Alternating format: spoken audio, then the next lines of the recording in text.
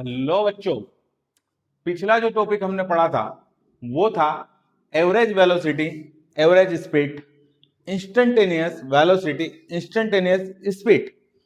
अगर हम वेलोसिटी के साथ भी टाइम जोड़ दें, अगर हम वेलोसिटी को भी टाइम से डिवाइड कर दें, अगर हम वेलोसिटी और टाइम की बात करें और जब वेलोसिटी का दिमाग खराब हो जाता है तो वहां पर एक्सेलरेशन आता है। नहीं समझ में आया? समझने की कोशिश करते हैं।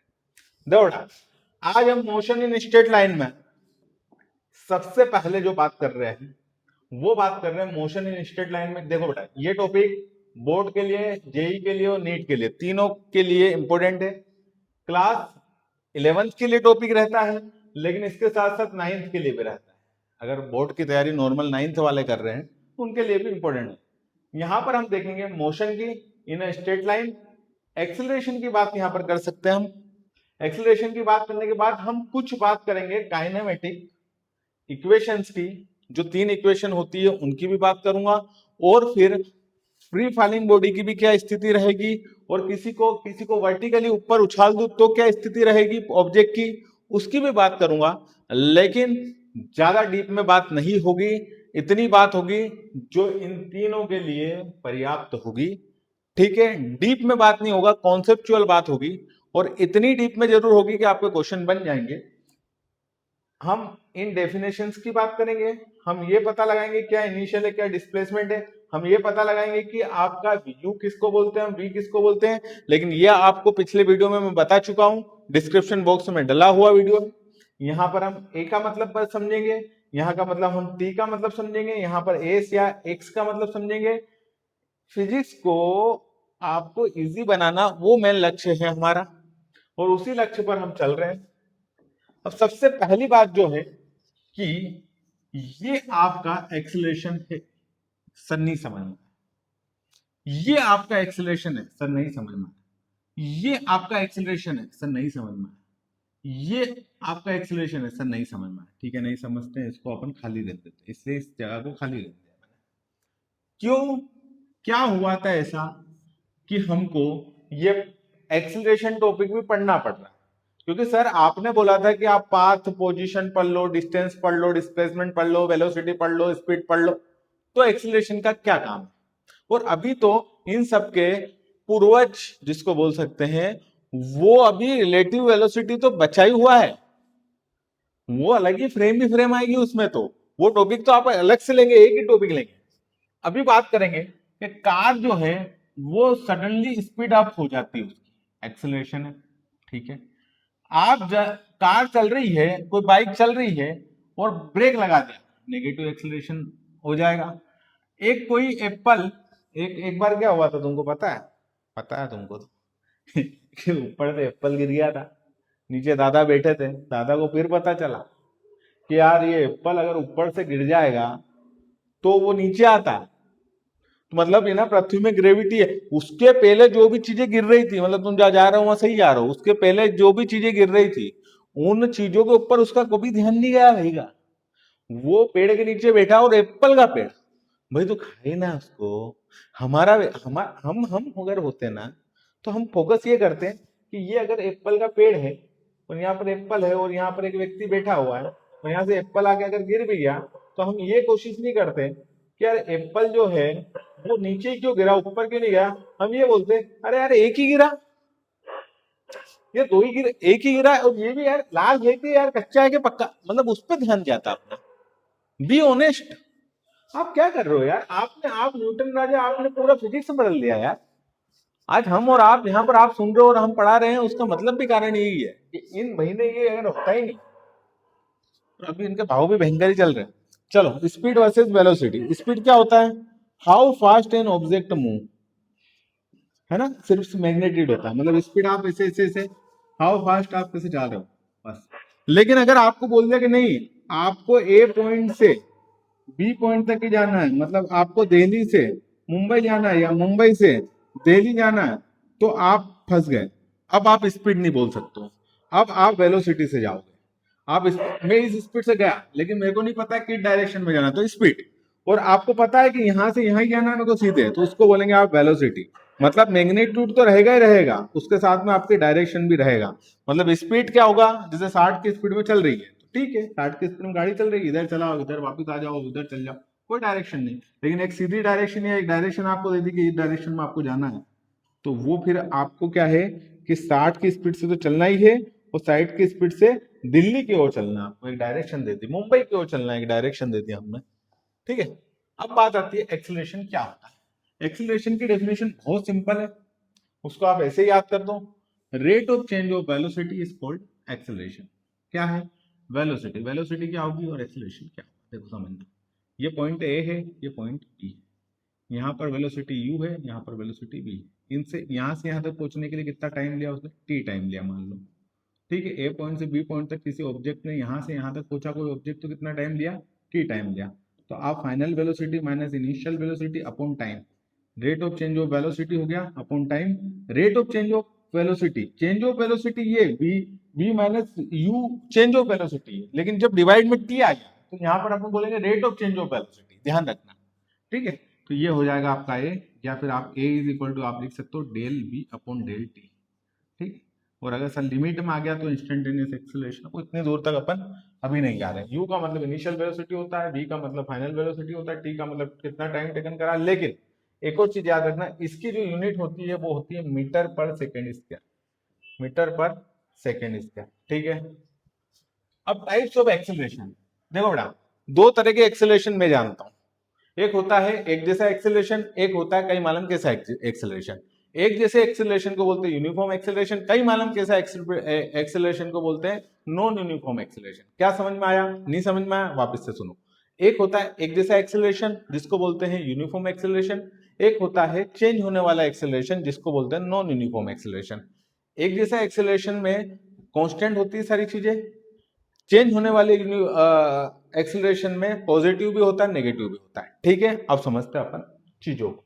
तो सबसे पहले पॉजिटिव नेगेटिव और जीरो क्या होता है समझते हैं। पॉजिटिव एक्सीलरेशन क्या होता है, पॉजिटिव एक्सीलरेशन में जैसे मान लो 0 स्पीड थी तो 20 स्पीड हुई, 40 स्पीड हुई, 60 स्पीड हुई, चलने दो। Velocity increase with the time, velocity increase with the time. ठीक है, टाइम के साथ में वेलोसिटी क्या हो रही है, इंक्रीज हो रही है। ठीक है साहब, velocity decrease in the time मतलब क्या, पहले 60 की थी, फिर 40 की, फिर 20 की, फिर 0 हुई, मतलब ये डिक्रीज हो गई। फिर उसने क्या बोला, velocity zero, zero, a is equal to zero. इसका ग्राफ से समझते हैं, जब पॉजिटिव हुई तो टाइम, इसको 100 टी लिखा है यहाँ पर, 100 टी का मतलब होता है पोजीशन टाइम ग्राफ से समझते हैं। पॉजिटिव एक्सीलरेशन में ऐसे कुछ ग्राफ जाएगा, नेगेटिव एक्सीलरेशन में ऐसे ग्राफ जाएगा, जीरो एक्सीलरेशन में एक जैसी स्पीड चलती है। जीरो एक्सीलरेशन मतलब 60 की स्पीड है तो 60 की चलती रहेगी कार की स्पीड में। मम्मी ने बोला धीरे चलाओ ना गाड़ी, तेज चला रहे हो, मतलब क्या है गाड़ी धीरे हो गई। और ये क्या है, जब पीप हुआ जब जा ही जाए, वो होता है ना एक वो बुल होता है, तो बुल क्या करता है जब घुसता है तो फिर वो जो जाता है तो फिर वो स्पीड देखता ही नहीं है, वो उसकी स्पीड बढ़ती रहती है। तो कहने का मतलब ये है कि पॉजिटिव एक्सीलरेशन में क्या होगा, स्पीड बढ़ेगी, पहले तो 20 थी, फिर 40 हुई, फिर 60 हुई। नेगेटिव एक्सीलरेशन में 60 थी, फिर 40 हुई, फिर 20 हुई। एक जैसे एक्सीलरेशन में ए इज इक्वल टू जीरो आ गया, बहुत सिंपल है, आगे बढ़ता है। यूनिफॉर्म मैंने वही बताया आपको, एक जैसा चलता रहे, कोई भी रिमेन्स कांस्टेंट रहे। फ्री फॉलिंग बॉडी आप ऐसे गिरा दी, ये यूनिफॉर्मली नीचे जाती रहेगी। नॉन यूनिफॉर्म में क्या होगा, नॉन यूनिफॉर्म चेंज होगा टाइम के साथ, या तो पॉजिटिव होगा या नेगेटिव होगा। एग्जाम्पल सिटी का ट्रैफिक, आप ट्रैफिक में गाड़ी चलाओगे तो क्या होगा आपके साथ, आप ऐसा तो नहीं कि एक जैसा चलाओगे, एक जैसे तो चलेगी नहीं, आप गाड़ी आगे सामने है, रुकना भी पड़ेगा, कभी आपको तेज भी चलना पड़ेगा। और मैक्सिमम प्रैक्टिकल लाइफ में अगर हम देखते हैं तो हम नॉन यूनिफॉर्म ही चलते हैं बेटा, यूनिफॉर्म तो बहुत रेयर केस में हम चलते हैं। नॉन यूनिफॉर्म जो चलता है, कहने का मतलब ये होता है कि वो सेफ रहता है। ठीक है, इन पे बात नहीं करते अपन, डायरेक्ट पॉइंट पे आते हैं। अब वेलोसिटी टाइम ग्राफ की बात करते हैं, हम वेलोसिटी टाइम ग्राफ की बात करते हैं, हम वेलोसिटी टाइम ग्राफ की बात करते हैं, हम वेलोसिटी टाइम ग्राफ की बात करते हैं। पहला जो ग्राफ है वेलोसिटी टाइम, आपको यहां पर ये देखेगा velocity time graph, motion with constant acceleration different cases. Constant acceleration में केस अलग अलग बताए। पहला केस क्या, motion in positive direction with positive acceleration, positive direction में पॉजिटिव एक्सेलरेशन जा रहा है, ठीक है सर। सेकंड में motion in positive direction with negative acceleration, ये पॉजिटिव डायरेक्शन है, ये डायरेक्शन पॉजिटिव है, लेकिन एक्सीलरेशन क्या है, नेगेटिव है। थर्ड में क्या होगा बेटा, थर्ड में motion in negative direction with negative acceleration, negative direction में नेगेटिव एक्सीलरेशन मिल गया। फोर्थ कंडीशन क्या आएगा आपका, उसमें ये है आपका कि टाइम इंटरवल बिटवीन, देखो कुछ समय तो ये पॉजिटिव डायरेक्शन में चला नेगेटिव और कुछ के बाद में ये डायरेक्शन है उसने चेंज कर ली। तो कुल मिला के इस तरह से कुछ ग्राफ यहाँ पर वीटी ग्राफ बोलते हैं इनको। कौन से ग्राफ बोलते हैं, वीटी ग्राफ। सर इनका क्या काम आता है, ये डायरेक्ट क्वेश्चन आता है बेटा, ग्राफ दे दिया आपको और इस तरह से समझाना होता है। लास्ट वाला और समझाता हूं मैं तुमको। Motion in an object is negative acceleration, negative acceleration है between the time interval t1, ये t1 टाइम इंटरवल और ये t2। तो t1 टाइम इंटरवल तक पॉजिटिव था, एक्स डायरेक्शन में था, t1 के बाद में वो क्या हो गया, अपोजिट डायरेक्शन में चला गया। ठीक है, आगे बढ़ते हैं।